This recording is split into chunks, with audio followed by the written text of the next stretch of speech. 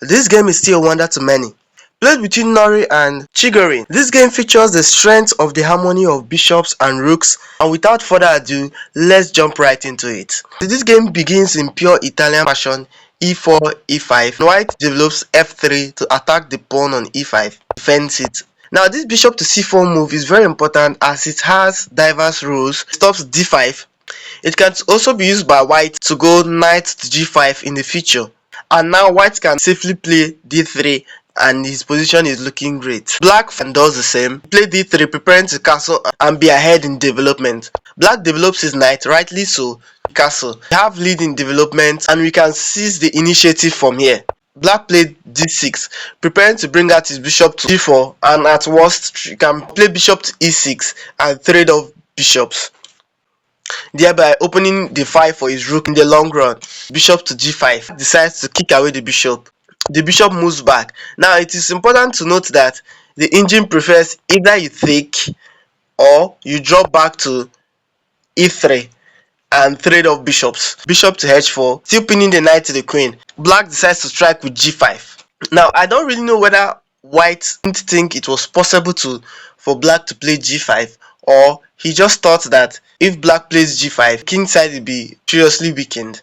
And when the bishop drops back, black uncocks this legendary move, h5, and he just throws it out there. Don't be fooled, or rather, I want us to do an exercise. Take a look at this position carefully. What do you think is the best move to play, and who do you think is winning? Now for sure the engine gives a slight advantage to black, and that advantage for black is quickly reduced to a draw immediately white finds this move, h4. The player in this game didn't find it and he fell for the trap which most of you guys fell for. Now he proceeded to take this knight, and his aim was simply that this beautiful folk, starting with capturing the f7 pawn. And he does just that. The bishop is trapped, he captures the pawn, and here to my greatest surprise, black ignores this move. Black ignores this move. Black literally left his queen hanging and captured this pawn. Now it is important to note that when this game was being played, there was nothing like engine analysis and stuff like that, but the best move here is to play queen to e7 and black has a better chance at winning. But black chose to go full on power and sacrifice his white, captured his queen, continued with his attack, bishop to g4. Now note that you can't play pawn to f3 as the bishop on c5 pins the f2 pawn to the king. Here black uncocked a brilliance that will blow your mind. Pause the video if you feel like finding it, and this brilliance is, but let's take a look at this example. Now it is obvious that white cannot aim to activate his queen with queen to g5. This loses on the spot with check, and the king moves over, and this is checkmate.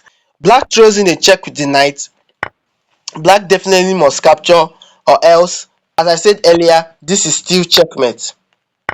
The queen captures, black captures back, and this is totally winning for white. It is funny how this bishop can't move because this ends up being checkmate. White can't save his knight because after all said and done, this is also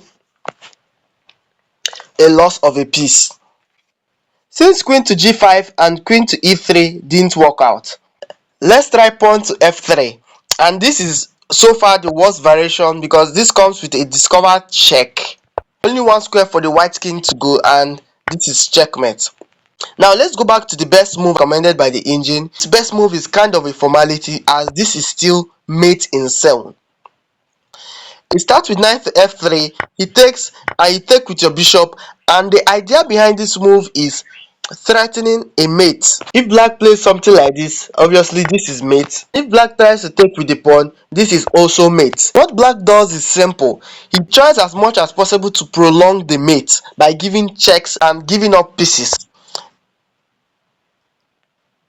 Knight to c7 check, the king moves, just dash white your queen. He takes, push your pawn 2 squares forward. Black can simply take and still threaten the checkmate. Notice how the f2 pawn can take as the bishop on c5 pins the f2 pawn to the king. You give another check, all formality sake, he comes up, and and after all said and done, checkmate is still inevitable.